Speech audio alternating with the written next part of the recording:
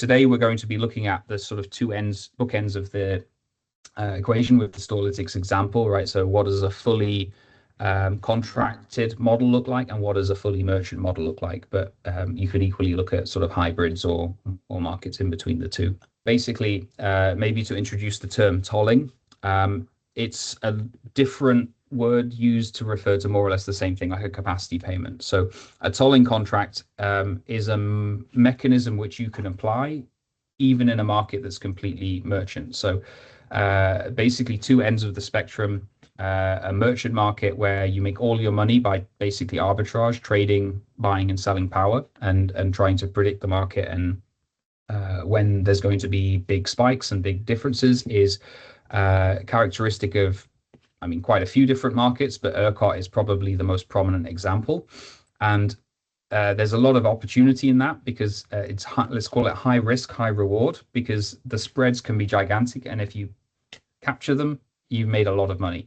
On the other hand, those revenues can be quite volatile. The difference between 2023 and 2025 was very significant, and that's partly down to the market, but it's also down to, let's call it cannibalization, like new assets coming in. The more batteries that are built, the more they're chasing after the same revenues.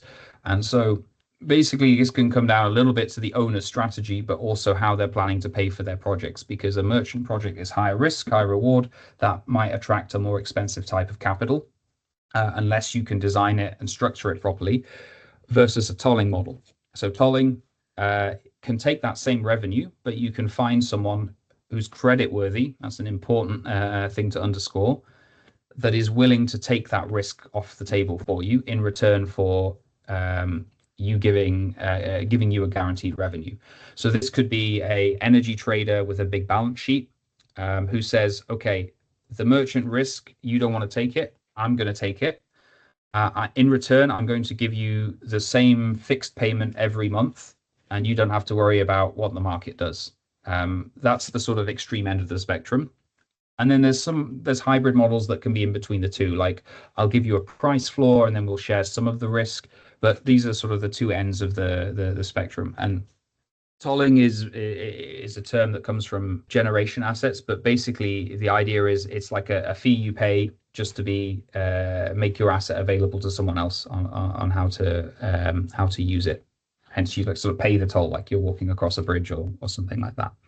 So those are sort of the two main ways the battery makes revenue, but it can make it in any of these markets, right? So a frequency regulation market can be merchant, or it can have long-term contracts.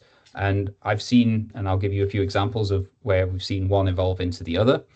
And the same, like just because something is energy arbitrage and it might be merchant, it might be something you have to trade every day to make money. It doesn't mean it can't give you a guaranteed contracted revenue, but the guaranteed contract revenue you're going to get is probably going to be significantly lower than the market value, right? The market expectation of the volatility, because otherwise, why would someone give it you?